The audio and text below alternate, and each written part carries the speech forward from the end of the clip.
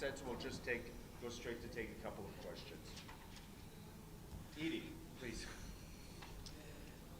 Thank you very much, Madam Thank you. Otunbayeva. Edith Lederer from the Associated Press. Do you see any possibility at all that there could be some agreement with the Taliban that some form of international recognition could take place alongside lifting restrictions on women and including minorities in the government? So Doha meeting, which just ended 18-19th of February, stated no recognition unless will be progress on those issues which you mentioned now. So we have so far international unity around this, and it's so important to keep this international unity. This is our goal. And we are approaching to another Doha meetings in the future. And I hope that we would maintain this. And the role of special envoy, which is now on agenda, it is exactly to work on this unity.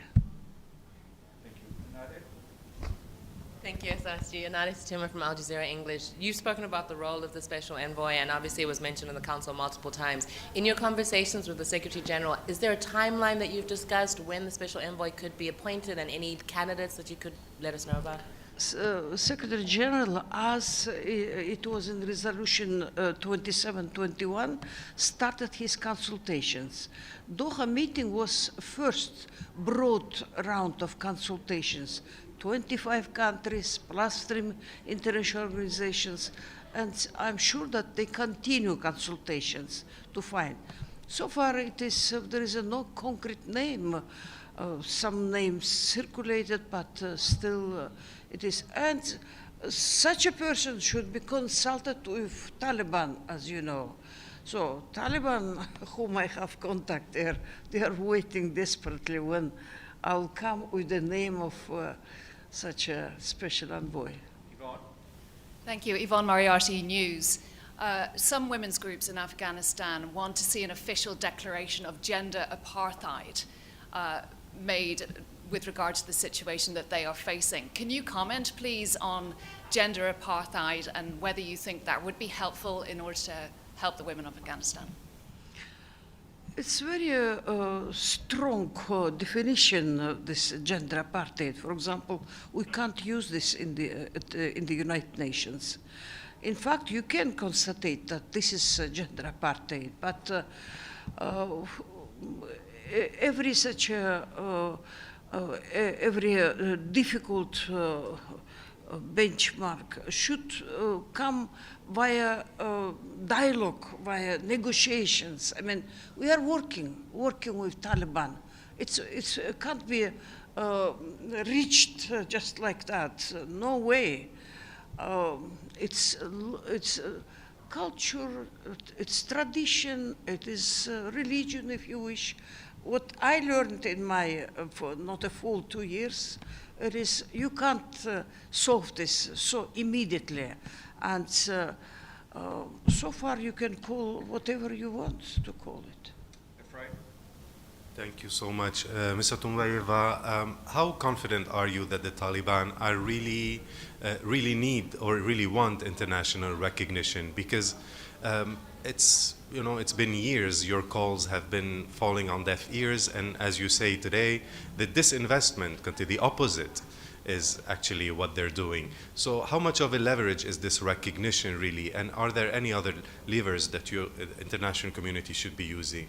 I think they want, for whenever we speak to them, they would blame and claim that, look, as foreign minister, how I can be foreign minister, Mr. Mutaki says, if I can't travel, I should every time get permission and so on.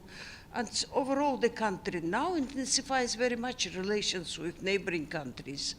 And certainly they do understand that without recognition it's very difficult to move on. And I would say just that they want for sure, but they do understand also how difficult it's reach, because they don't comply with so many international standards. And there is a part of the government who understand that they should overcome via this. But someone else above decided that no, women and girls should be behind the scene. Dulcie, and then Hi. I understand the Taliban did not go to the Doha 2 meeting, and they have repeatedly said no UN special envoy for Afghanistan. So is this what's basically holding up the appointment? And if so, how are you working with this issue? So Taliban didn't go, but nevertheless, we had quite a fruitful and very useful dialogue in Doha now, and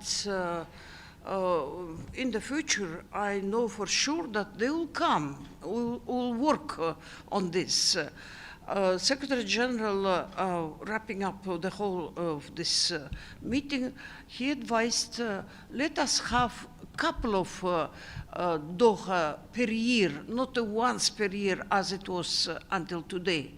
And those future meetings will be devoted to concrete practical issues, pertinent issues which are on the surface.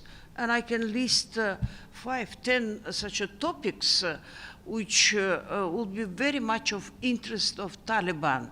So we'll have in the future, even this year, a couple of Dohas. We expect that even the nearest will be the June of this year, and we are ready to start to prepare this meeting. And with regard of, sorry, what else you asked? The Taliban don't want a UN special envoy. Yes, this is really something very particular for them. They are adamantly still against of this. Although of every our dialogue, it makes them more clear that most probably it is also possible. So, I mean, they need such an explanation. They decide this collegial way, and for our interlocutor, de facto foreign minister, he should then to explain to other his colleagues, and I hope that such a dialogue will be useful in the future also. last question, Abdelhamid. Thank you, Madam Special Envoy. My name is Abdul Hamid Sayam from the Arabic daily Al-Quds Al-Arabi. I have 2 questions. First, is there any progress on the frozen assets of Taliban and Afghanistan in Western banks, if there is any progress in that field? And second, did you trace any residual chronic problems that inherited from 20 years of occupation? Problems in Afghanistan did not start on 30th of September 2021. As you know, there were 20 years of occupation, atrocities committed, in placing a sham government, and then you find all these problems. So what can you see, how you tell us about the chronic problems inherited from that 20 years of occupation? Thank you. Chronic problems, what you think? Chronic problems of poverty, of these attitudes to women, to these very difficult relations between the ethnic groups, that sort of chronic problems you are talking about? But the occupation did not do anything, did not leave any problems. 20 years of U.S. occupation. It's Nothing. probably a long, big talk, huh? It's special talk. Let us Okay. concentrate. We can speak about this. What about the assets? Assets? As you know, partially of the 3.7 billion, it's now it is in Switzerland, and there is 4 people, members of the board, who looks after the movement of these assets. Plus, Switzerland designated someone from Switzerland also. So this is the group which looks after. But it's so difficult for them. They recently visited us and started to speak about how to use this financial resources which accumulated over the years. And sounds like they want to pay for areas to the IFIs or other, but didn't decide. They do the consultations.